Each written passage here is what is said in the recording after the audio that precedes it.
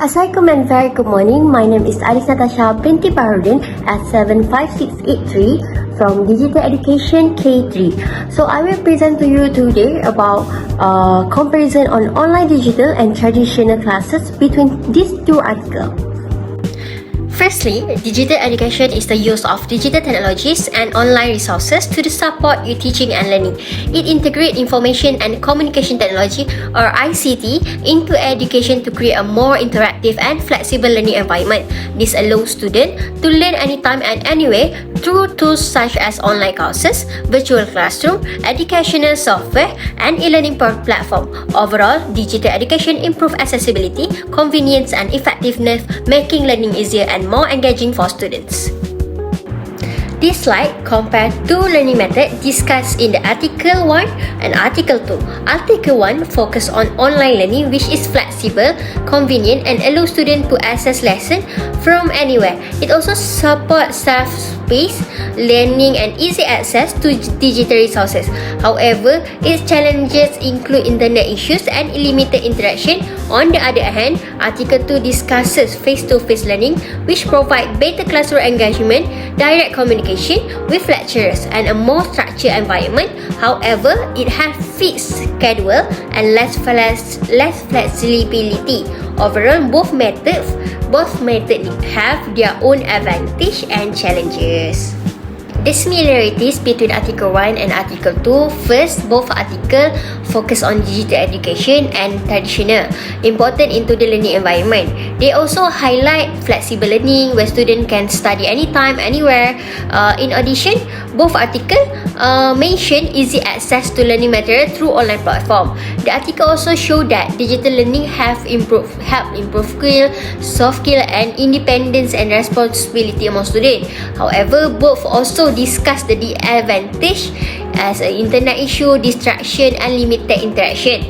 Overall, both articles emphasize that technology play an important role in improving education. Now, the differences between Article 1 and Article 2. First, Article 1 focuses on comparing online learning and traditional classroom, while Article 2 focuses more on the impact of online learning on students. In terms of discussion, Article 1 explains the strength and weakness of both learning methods, where Article 2 more to discuss the positive and negative effect on online learning only. For learning scope, Article 1 gives a broader comparison, while Article 2 focus mainly on student experience. In student impact, Article 1 highlight communication, engagement, and flexibility, while Article 2 emphasize motivation, academic performance, and digital skill. Overall, both articles have different focuses, but they help us understand digital education better. Its strength, limitation, and overall reflection. First, there are several strengths of online learning. One major is flexible learning, flexible time, where students can study anywhere or anytime. But especially helpful for students who need better time management, who are active in co-curriculum and others. Another strength is that students can rewatch recorded lectures, which really helpful if they are facing a bit hard time to understand the concept. Another strength is online learning also help improve digital skills such as Word, Excel, and other. As students become more familiar with technology, online platform, and communication tools. In addition, it support independent learning where students can take more responsibility for their own study. However, there are also several disadvantages. One common issue is unstable internet connection. Not everyone live in city. Some of them live in village or far from the city, which can interrupt learning and reduce effectiveness. Another limitation is interaction with teacher or lecturer, making communication and feedback. These teachers are a bit hard to monitor what are they doing. This is based on themselves. based on their motivation. From my analysis and reflection, online learning is useful and convenient, but it depends heavily on student self-discipline and motivation. Traditional learning is still important because it provides better communication, monitoring, and classroom interaction. Both methods have their own strength and weakness. Therefore, I believe hybrid learning is the best for combination online and face-to-face learning could be the best approach because it offers flexibility while maintaining effective interaction and support.